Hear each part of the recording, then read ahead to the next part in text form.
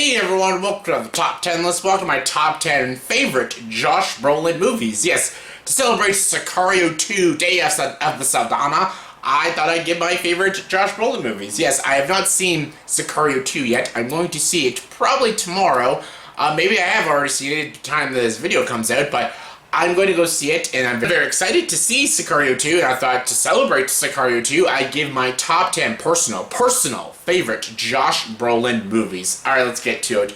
And for a top 10 list, you gotta have your honorable mentions. And my honorable mentions are Flirting with Disaster, In the Valley of Eli, American Gangster, W, Planet Terror, Guardians of the Galaxy, and Men in Black 3.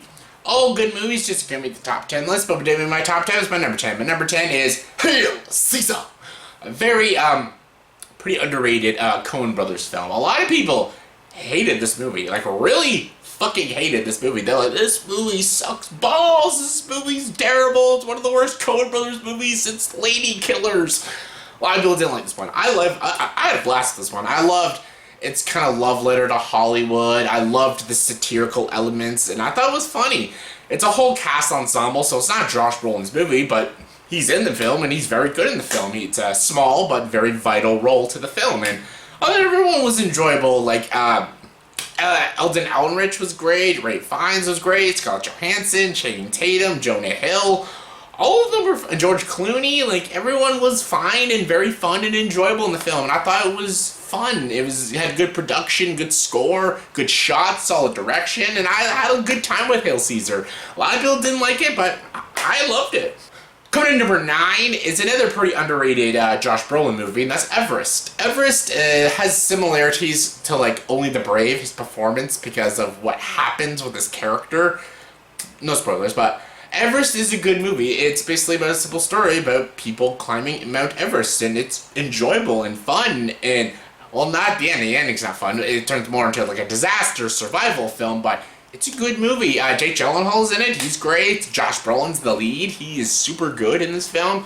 And, yeah. And who else is in it? Jason Clarke. Jason Clarke. I think he's the lead, actually.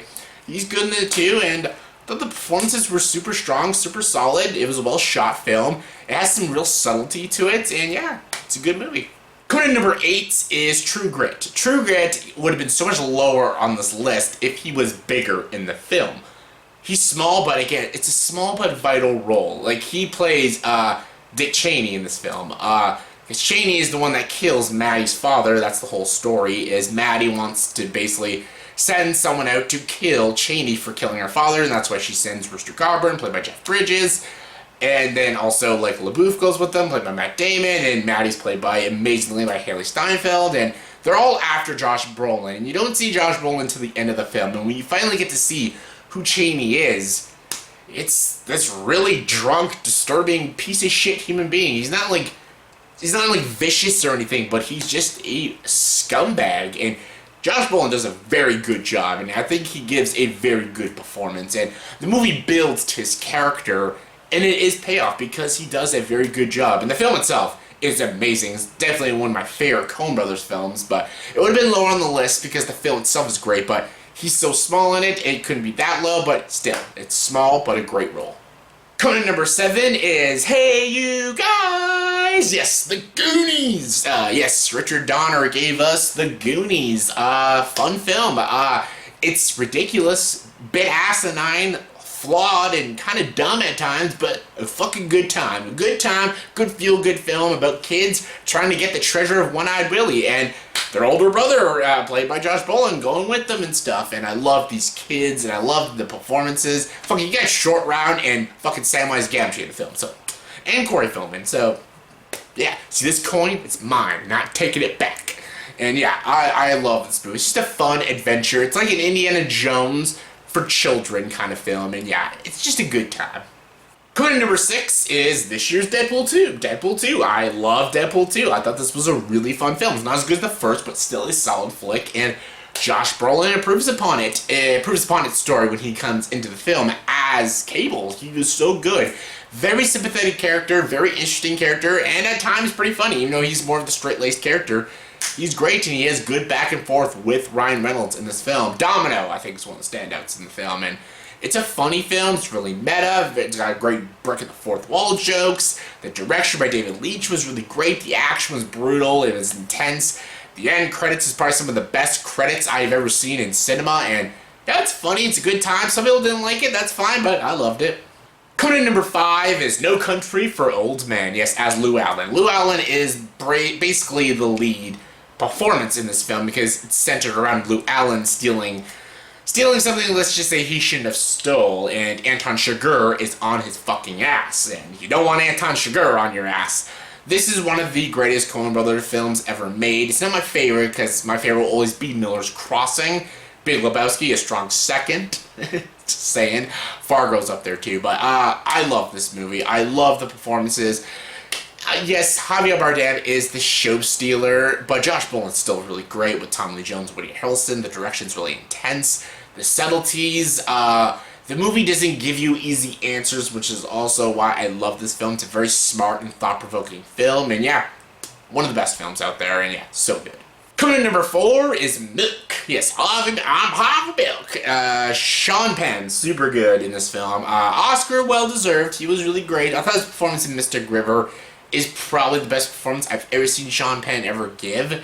He's great in this film. And also, Josh Brolin as Dan White. He is also super good in this film. And this movie tackles a lot of great issues, great social issues about gay rights and everything, and it's superbly well written, and Gus Van Sant's direction is A+, and I love it. It can be at times predictable and a bit melodramatic, but it's still very solid with good direction and great performances, and Josh Brolin is one of those great performances, so yeah, good movie. Coming in number 3 is last year's Only the Brave. Only the Brave was so good. Yes, I love these guys, these characters. I love the story too, and about these people, the hot shots, the way these guys put out fires and save people's lives. It's just insane and crazy and super cool to watch. And this is such a well-directed film and such a great character study about all these characters, like Miles Teller's character, Josh Brolin's character, Taylor Kitsch's character.